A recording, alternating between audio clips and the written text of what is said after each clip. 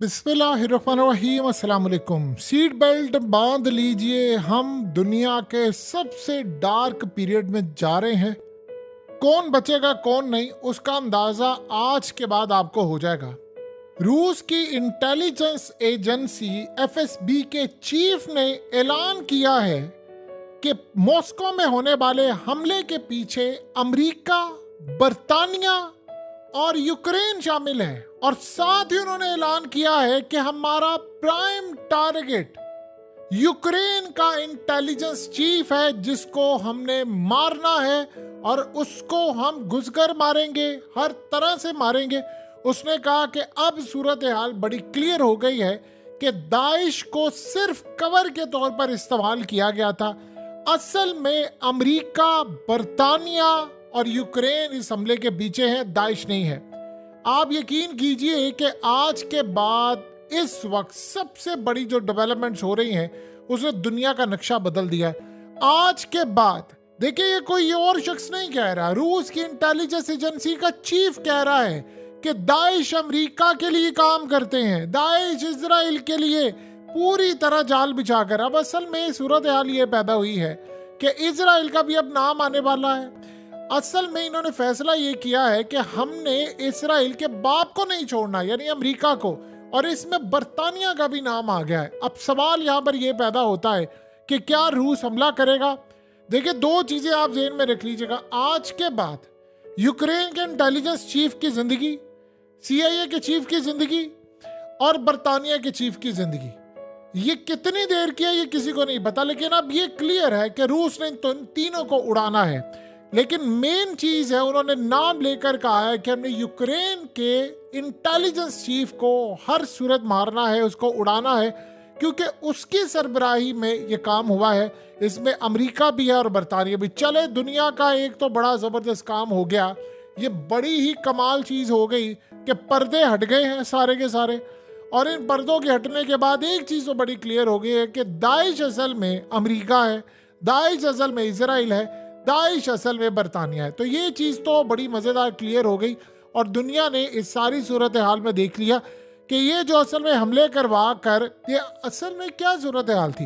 ये सारी जो तंजीमें रखी हुई हैं, ये कौन है? अमेरिका इसे हमले करवाए, बर्तानिया इसे हमले करवाए, और मज़े की बात यह है कि इसे यूक्रेन भी हमले करवाए और नाम लगा दे दाइश का। देखिए, दाइश इन्हीं की पैदा करता है। दाइश का काम क्या है? हमास के खिलाफ खड़े होना, सऊदीया के खिलाफ खड़े होना, ईरान के खिलाफ खड़े होना, अफगानिस्तान के खिलाफ, रूस के खिलाफ, चाइना के खिलाफ। दुनिया ने कभी नहीं देखा कि दाइश को खतरा हो अमेरिका से, दाइश को खतरा हो इजराइल से। दाइश को जब भी खतरा होगा वो मुस्लिम कंट्री से होगा या अमेरिका के दुश्मनों से होगा। अब असल में ये करेंगे क्या? देखिए, सबसे पहले तो इन्होंने यूक्रेन के इंटेलिजेंस चीफ को उड़ाना है। वो कैसे उड़ा सकते हैं? दो उनके पास ऑप्शन है। या तो वो असल में, देखिए, सबसे पहले उन्होंने काम ये करना है कि इंटेलिजेंस गैदरिंग करनी है कि ये बंदा मौजूद कहाँ पर है। अगर किसी को ये लगता है कि रूस की इंटेलिजेंस एजेंसी इसको नहीं उड़ा सकती, तो आप बहुत गलत फहमी में जी रहे हैं। ज़ेलेंस्की आज तक अगर बचा हुआ है तो वो इसलिए नहीं बचा हुआ कि रूस की एजेंसियां उसको ट्रेस नहीं कर सकी। रूस ने आज तक उसको मारा ही नहीं है। वो चाह रहे थे कि इसको, इसकी आवाम खुद इसके खिलाफ खड़ी हो जाए और इसको फारिग कर दे। हम मारेंगे तो हीरो बन जाएगा। लेकिन अब उन्होंने मारना है, अब उन्होंने ज़ेलेंस्की को भी मारना है, अब उन्होंने, रूस ने यूक्रेन के इंटेलिजेंस चीफ को मारना है। तो सबसे पहले काम ये करेंगे, देखिए, यूक्रेन में इनके बड़े जासूस बैठे हुए हैं, ये आप ज़हन में रखिएगा, जो यूक्रेन की आर्मी में भी काम करते हैं, उनकी एजेंसियों में भी काम करते हैं। ये जो यूक्रेन की जंग थी, ये ऐसे थोड़ी रूस ने जीत ली। कितना फेलियर हुआ है अमेरिका का, इजराइल का और बर्तानिया का। सबसे पहले ये इंटेलिजेंस इंफॉर्मेशन गैदर करेंगे और गैदर करने के बाद वहां पर एक हमला करेंगे। और पहली दफा याद रखिएगा, किसी इंटेलिजेंस एजेंसी का चीफ दूसरी इंटेलिजेंस एजेंसी के चीफ को नाम लेकर कह रहा है कि हम मारने जा रहे हैं। ये छोटी बात नहीं है। सबसे पहले इंटेलिजेंस मालूमात इकट्ठी करेंगे।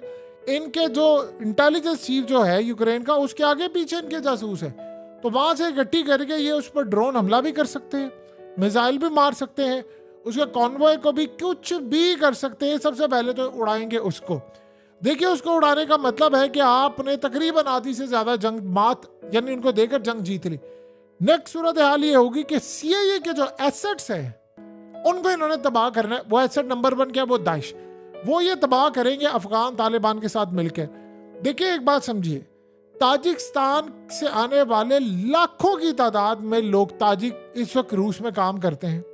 अब जाहिर सी बात है, जब ऐसा हमला होता है तो फिर सबको शक की निगाह से देखा जाता है। अब लाखों लोगों को तो आप चेक नहीं कर सकते और मसला भी बड़ा है, तो इसका हल है अफगान तालिबान के पास। अफगान तालिबान से वो इंफॉर्मेशन ले रहे हैं वहाँ से कि चूंकि इन्होंने नेटवर्क यहाँ पर तोड़ा है, तो वो सारी इंफॉर्मेशन ताजिकिस्तान के हवाले से रूस के इंटेलिजेंस चीफ को शेयर कर रहे हैं।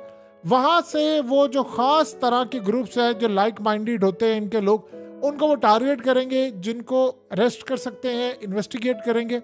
ये सूरत हाल अफगान तालिबान की मदद से होगी। ये होंगे अमेरिका के एसेट्स यानी दाइश का खात्मा सबसे पहले। दूसरा, अमेरिका के डायरेक्ट एसेट्स, जो CIA के लोग हैं, जो उसकी दी गई सिक्योरिटी है, जो उसका असला है, जो उसका हथियार है। अभी तक रूस ने ये जो जंग छेड़ी थी उसमें उन्होंने हमले किए, लेकिन इतने बड़े हमले नहीं किए कि जिससे बड़ी तबाही हो। वो असल में चाहते तो ये सारे का सारा काम कर सकते। उन्होंने कहा कि ठीक है, हम ऐसा ऐसा मारेंगे, ये सारी सूरत हाल सामने आएगी और इंटरेस्टिंग मामला शुरू हो जाएगा।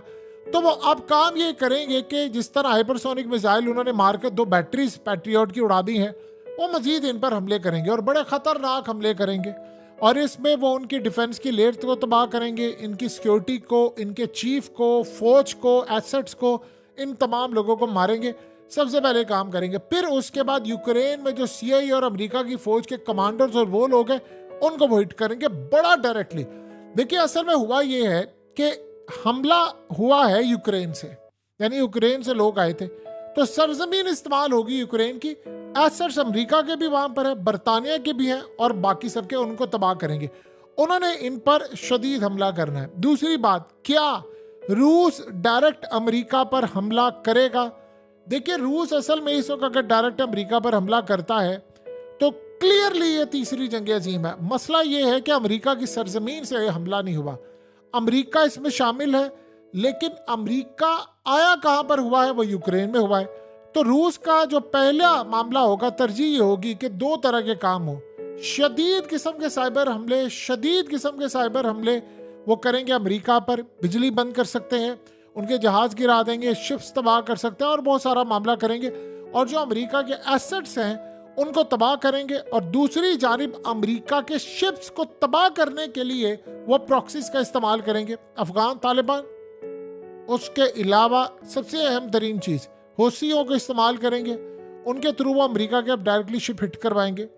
नंबर 2 सूरत हाल ये है कि ईरान के थ्रू अब करेंगे, मलेशिया के थ्रू करेंगे, इराक, शाम, लिबनान, हर जगह से अमेरिका को हिट किया जाएगा। यानी पूरे खित्ते में तितर बितर वही काम होगा। अमेरिका ने डायरेक्टली अपनी सरजमीन से हमला नहीं किया, रूस भी ये काम करेगा। वो यूक्रेन में हमला करेगा, अमेरिका के एसेट्स को हमले का निशाना बनाएगा और एग्जैक्टली यही काम बरतानिया के साथ किया जाएगा।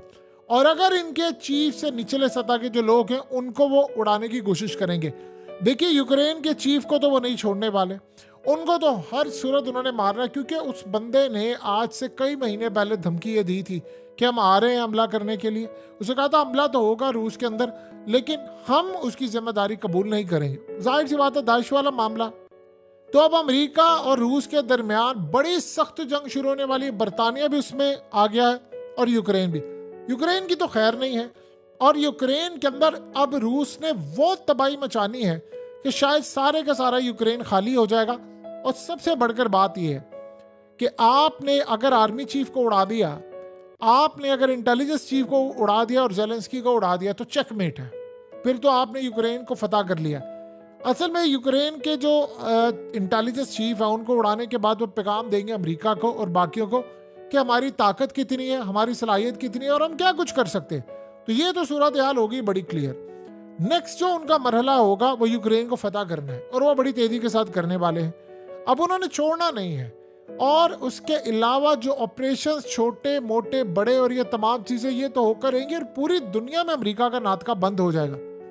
आज के बाद शाम में अमेरिकी मारे जाए तो समझ लीजिएगा कि रूस उसके पीछे है। ईरान मारे, हौसी मारे, रूस ने छोड़ना नहीं है, ये आप ज़हन में रख लीजिएगा। नहीं छोड़ेंगे वो किसी सूरत। पुतिन के सीने में इस वक्त आग जल रही है और रूस के इंटेलिजेंस चीफ ने जो बात कर दी है, असल में पूरे का पूरा नेटवर्क तबाह करेंगे। लेकिन एक बड़ा मजेदार काम हो गया है, आज के बाद दाइश अब दाइश नहीं रही, वो CIA बन गई है। यानी वो जो सूरत हाल देखिए, आज तक जो बातें रात के अंधेरे में आप लोग करते थे, हम लोग करते थे, दुनिया करती थी, अब दिन के उजाले में हो रही। दुनिया पहले नहीं है कहती थी कि दाइश जो है वो अमरीकी है, पता सबको था, मुंह पर कोई नहीं बात करता था। जब आप इंटेलिजेंस चीफ उठकर बात कर दे किसी भी मुल्क का कि दाइश असल में अमेरिका है और ये करते हैं, तब दुनिया में कई बार अमेरिका को या तो नहीं एजेंसी बनाना पड़ेगी, या जो भी मुल्क इससे मुतासिर होगा वो क्लियरली कहेगा अमेरिका इसके पीछे और अमेरिका है काम है। आपने एक चीज गौर से देखी है तो इस वक्त सूरत हाल ये पैदा हो रही है पूरी दुनिया में कि एक इवेंट को दबाने के लिए दूसरे इवेंट्स हो रहे हैं, तीसरे इवेंट्स हो रहे हैं, चौथे हो रहे हैं। यानी ये कहानी इस वक्त जो शुरू हुई है दुनिया में, उसने दुनिया को हिलाकर रख दिया है। सो अमेरिका के लिए अब सबसे बड़ा मसला ये है कि वो रूस के हमलों से बचे कैसे, वो भी तब जब बाइडेन की कुर्सी इस वक्त खिलती हुई नजर आ रही है। देखिए आज के बाद तो अमेरिका ने असल में रेड लाइन कर दी है क्रॉस। अब उन्होंने कहा था कि अगर ये डायरेक्टली हो गया तो हम ऑफिशियल्स को मारेंगे। जेलेंस्की की जान को अब नहीं छोड़ना उन्होंने, और यूक्रेन का जहां तक मामला है। इसीलिए अब आपको ये बात समझ आई है कि जैसे ही हमला हुआ, उस हमले के फौरी बाद एक बात सामने आई है बड़ी अजीबोगरीब, कि अमेरिका फौरी तौर पर ये कहना शुरू हो गया कि नहीं नहीं, इस हमले में यूक्रेन नहीं है, यूक्रेन नहीं है। क्यों? क्योंकि यूक्रेन के इंटेलिजेंस चीफ की निगरानी के अंदर ये सारे का सारा प्लान बना था। ऐसा नहीं है कि उसने डायरेक्ट किया, डायरेक्ट करने वाले तो CIA के लोग हैं, MI6 है, यानी बरतानिया और ये वो लोग हैं। और इस सूरत हाल में दुनिया दो हिस्सों में तकसीम भी होगी।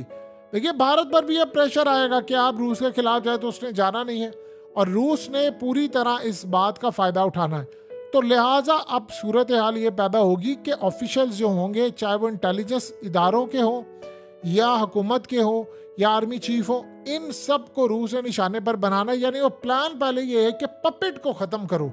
और पपेट उन्होंने, आप सोचे, बाकायदा नाम लेकर जब आप किसी भी मुल्क के इंटेलिजेंस चीफ को कहें कि हमने इसको उड़ाने वाले हैं, आप दुनिया तैयार रहे, तो फिर तो आपने प्लानिंग कर ली है कि इसका अगर रिएक्शन आएगा, वो मिसाइलों की सूरत आएगा या हमलों की सूरत आएगा, तो फिर क्या होगा। देखिए एक चीज़ समझे, अगर इंटेलिजेंस चीफ फारिग हो जाता है तो जेलेंस्की तो जाहिर सी बात है वो कहेगा नेटो को क्या हो, मेरी मदद करो, हमला कर दो। तो उसका मतलब है कि रूस ने प्लान ये बनाया है कि पहले न्यूक्लियर मिसाइल डिप्लॉय करेंगे, तैनात करेंगे, तैनात करके उड़ाएंगे, उड़ाने के बाद पैगाम देंगे, क्लेम भी करेंगे कि हमने मारा है, और साथ कहेंगे कि एक कदम आगे बढ़े तो यहाँ से हमारे न्यूक्लियर मिसाइल तुम्हारे मुल्क में आने वाले हैं।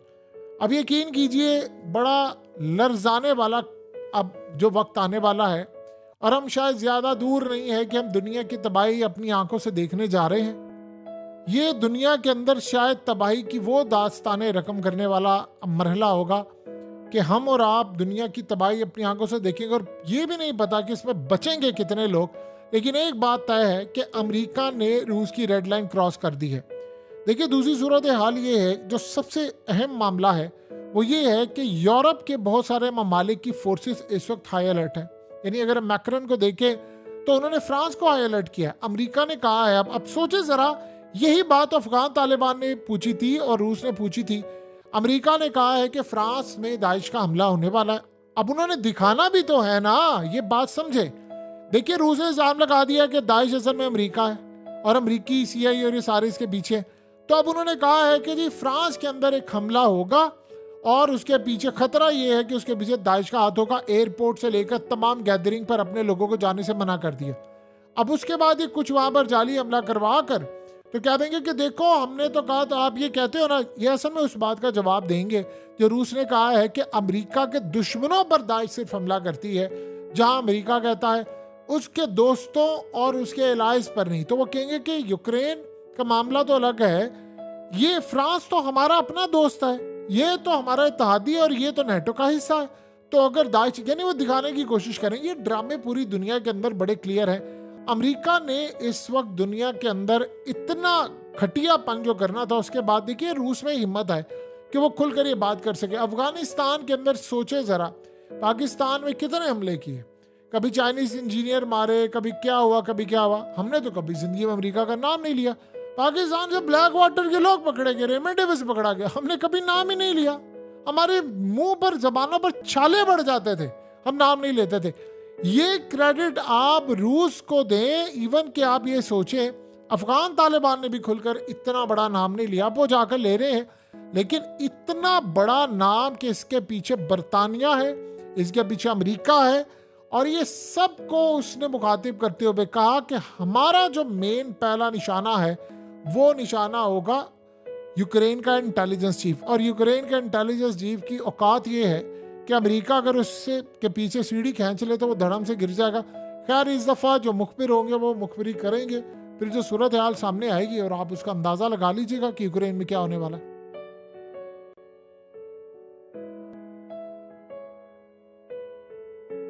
हकीकत टीवी को सब्सक्राइब करना मत भूलें, वीडियो को लाइक करें, शेयर करें और कमेंट सेक्शन में अपनी राय का इजहार ज़रूर करें।